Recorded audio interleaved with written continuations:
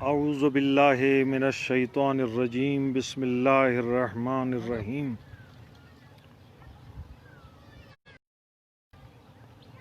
رہبر کبیر حضرت امام خمینی رضوان اللہ تعالی علیہ کی برسی کے ایام قریب ہیں، اور ہم چاہتے ہیں آج کے ہماری گفتگو کا موضوع حضرت امام خمینی رحمۃ اللہ علیہ کی شخصیت اور ان کی جدوجہد ہے، ان کے افکار ہیں۔ اگرچہ حضرت امام خمینی رحمۃ اللہ علیہ کی برسی کی مناسبت سے ہم نے 2 جون کو ایک کانفرنس رکھی ہے، ویب کانفرنس ویب سائٹ پہ، جس میں ہم نے بہت ساری شخصیات کو مدعو کیا ہوا ہے، اور انشاءاللہ ہم چاہیں گے کہ اس حوالے سے تفصیلی گفتگو کریں۔ لیکن آج کی جو ہماری گفتگو ہے، اس میں ہم امام خمینی رضوان اللہ تعالی علیہ کی شخصیت کے حوالے سے چند نکات اپنے معزز سامعین اور ناظرین کی خدمت میں عرض کرنا چاہتے ہیں۔ اگرچہ امام خمینی کی شخصیت ہمہ پہلو شخصیت ہے، وہ ایک بہت بڑے مجتہد تھے، ایک بہت بڑے فقیہ تھے، اور آپ کو مرجع تقلید اور عالم کا خطاب دیا گیا، یعنی فقہا میں سے جو سب سے اعلیٰ ترین ڈگری ہوتی ہے، مقام ہوتا ہے، آپ اس پہ فائز تھے۔ امام خمینی کی شخصیت کا ایک اور اہم پہلو امام خمینی کا عارف باللہ ہونا تھا۔ وہ بہت بڑے عارف باللہ تھے، فنا فی اللہ اور بقا باللہ کی منزل پر فائز تھے۔ آپ کے نے جو شاگرد تربیت کیے، وہ علم اور عرفان کی اعلیٰ منازل پہ فائز ہوئے۔ آپ نے علم اخلاق پہ کئی کتابیں تحریر کیں، جس طرح فقہ کے موضوع پر آپ کی کتابیں ہیں، اسی طرح علم اخلاق پر آپ نے عوام سے لے کر خواص کے لیے مختلف کتب تالیف کیں اور تصنیف کیں۔ آپ نے ایک کتاب جہل حدیث کے نام سے لکھی، علم اخلاق کی ابتدائی کتاب ہے۔ میں اپنے تمام ناظرین کی خدمت میں عرض کروں گا کہ وہ ضرور امام خمینی کی اس کتاب کا بغور مطالعہ کریں۔ ہم سب کے لیے ضروری ہے کہ تہذیب نفس کے لیے، اپنی تربیت کے لیے علم اخلاق کی کتابوں کا، خصوصاً امام خمینی کی چہل حدیث۔ اسی طرح امام خمینی رحمۃ اللہ علیہ نے ایک اور کتاب لکھی آداب الصلاۃ کے نام سے، جس میں نماز کے آداب کو بیان کیا گیا، اور میں سمجھتا ہوں کہ ہم سب کو اس کتاب کا بھی مطالعہ کرنا چاہیے۔ اس میں ہمیں نماز کی اہمیت، اس کی عظمت قرآن و احادیث کی روشنی میں بہت ہی خوبصورت انداز سے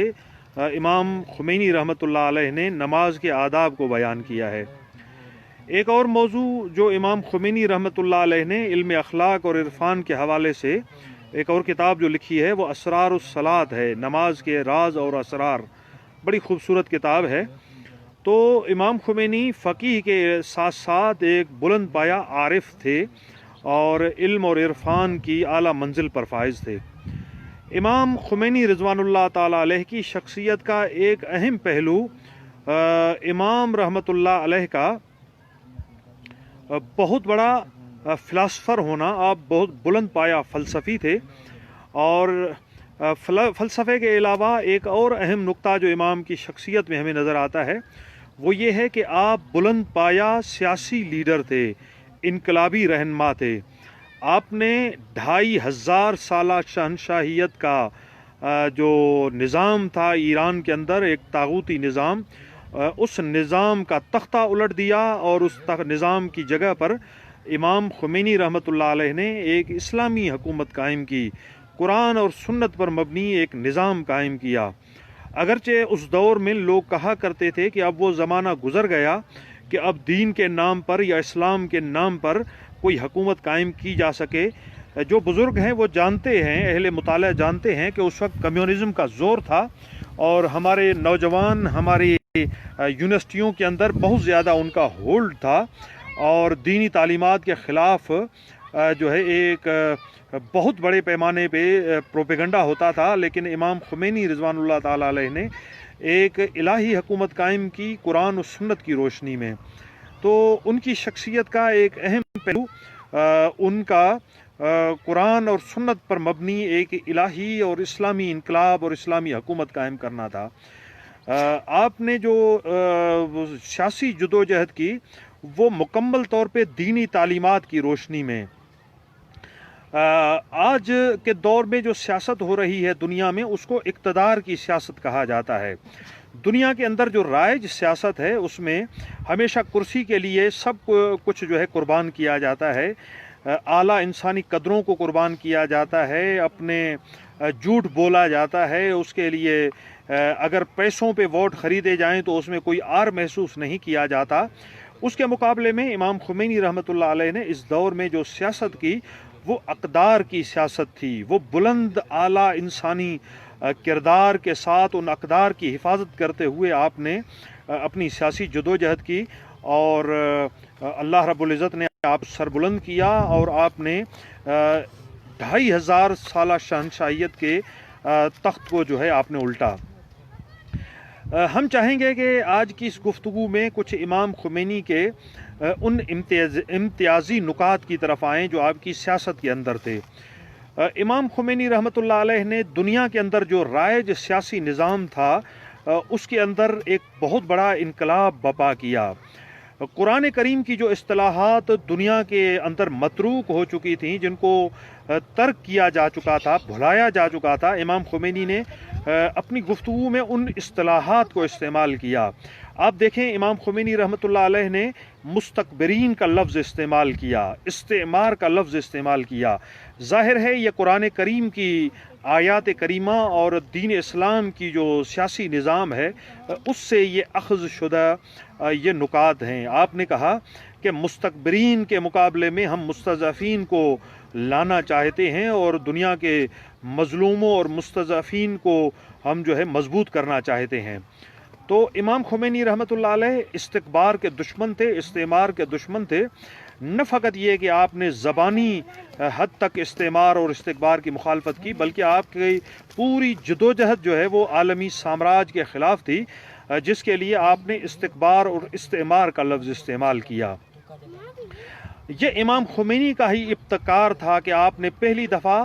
امریکہ کو شیطان بزرگ کا لقب دیا۔ وہ دنیا کا سب سے بڑا منحوس سیاسی نظام جس نے دنیا کے کروڑوں انسانوں کو اپنا غلام بنایا ہوا ہے، لاکھوں انسانوں کا خون بہایا، آپ نے ان کے کردار کو، مکروہ کردار کو بے نقاب کیا۔ وہ جو انسانی آزادی کے نعرے بلند کرتے تھے، وہ جو دنیا کو نام نہاد ڈیموکریسی کے علم بردار بن کر درس دے رہے تھے، امام خمینی نے ان کا مکروہ چہرہ بے نقاب کیا، دنیا کو بتایا کہ یہ سفاک لوگ ہیں، یہ انسان کہلانے کے قابل نہیں ہیں، ان کو شیطان کہنا چاہیے، اور نہ فقط شیطان بلکہ آپ نے انہیں شیطان بزرگ کا لقب دیا۔ امام خمینی رحمۃ اللہ علیہ نے ایک اور اہم جو اقدام کیا وہ یہ تھا کہ جو نقلی اسلام تھا، جس کو ہم دنیا کے اندر یزیدی اسلام کے نام سے جانتے ہیں، اس کے مکروہ چہرے کو دنیا کے سامنے بے نقاب کیا۔ آپ دیکھیں کہ اس وقت سے لے کر اب تک دنیا کے اندر ایک خاندان جو بڑے تقدس کا لباس پہن کر دنیا کے سامنے اسلام کا ٹھیکیدار بنا ہوا تھا، یعنی میری مراد آل سعود ہے، وہ مکروہ خاندان جو خادم حرمین شریفین کا پاکیزہ نام استعمال کرتے ہوئے، جس نے ہمیشہ سامراج کی غلامی کی، جس نے ہمیشہ امریکہ کی غلامی کی، جس نے اسلام دشمنوں کا ساتھ دیا، جس نے قبلہ اول سے خیانت کی، جس نے پوری دنیا میں مسلمانوں کے درمیان فرقہ واریت کو جنم دیا، جس نے پوری دنیا کے اندر دہشت گردی کی بنیاد رکھی، دنیا کے اندر جتنے بھی دہشت گرد گروہ پیدا ہوئے اس کے پیچھے آپ کو کسی نہ کسی طور پہ آل سعود کا ہاتھ نظر آئے گا۔ جو داعش جیسے ایک مکروہ قاتل گروہ کا بانی ہے، امریکہ اور اسرائیل کے ساتھ مل کر جس نے داعش جیسے ایک دہشت گرد گروہ کو جنم دیا، یہ سب کا سب کردار آل سعود کا ہے۔ اور امام خمینی رحمۃ اللہ علیہ نے آل سعود کا جو مکروہ کردار تھا اس کو بے نقاب کیا۔ آپ جانتے ہیں کہ جب حج بیت اللہ کے موقع پر انقلاب اسلامی کے بعد امام خمینی ہر سال پیغام دیا کرتے تھے، بڑا خوبصورت پیغام تھا۔ مجھے یاد ہے آپ نے بھی دیکھا ہوگا کہ سردار اسلام جناب قاسم سلیمانی جب خطاب کرتے ہیں تو انہوں نے امام خمینی کے ایک جملے کو ہمیشہ दोहराया था। वो फरमाया करते थे कि हमें याद है इमाम खुमैनी का वो पैगाम हुज्जाज बैतुल्लाह के नाम, कि जब आप ने फरमाया था कि वो लोग कि जो खाने काबा के साए में, उसकी साए में अल्लाह की इबादत में मसरूफ़ हो, दुआ जो बैठे हुए हो खाने काबा के साए में, उन मुजाहिदीन के लिए दुआ करो जो दीन खुदा की बका के लिए मैदान में खड़े हुए हैं। उन मुजाहिदीन जिन्होंने क़याम किया है खुदा के दीन के लिए, जो अपने लहू का नजराना दे रहे हैं, उनके हक़ में दुआ करें आप। देखिए कितना खूबसूरत पैगाम था। जो बैठे हुए हो साए खाने काबा के साए में, जो बैतुल्लाह के साए में, ये पैगाम कुरान करीम की आयत करीमा की याद दिलाता है, जहाँ अल्लाह रब्बुल इज़्ज़त ने फरमाया कि फ़ज़्ज़लल्लाहुल मुजाहिदीन अलल क़ाइदीन अजरन अज़ीमा, बेशक अल्लाह ने मुजाहिदों को फ़ज़ीलत अता की है उन पर जो बैठे हुए हैं। अल्लाह ने जो मुजाहिद हैं, जो मैदान के मर्द मैदान हैं, जो खुदा के दीन के लिए कुर्बानियाँ दे रहे हैं, अल्लाह ने कहा कि उनको अल्लाह ने फ़जीलत अता की है उन पर जो बैठे हुए हैं। तो इमाम खुमैनी ने फरमाया कि वो लोग के जो खाने काबा के साए में बैठे हुए हो, उन मुजाहिदों के लिए दुआ करो जो खुदा के दीन के लिए क़याम कर चुके हैं, जो खड़े हुए हैं, डटे हुए हैं महाज पर।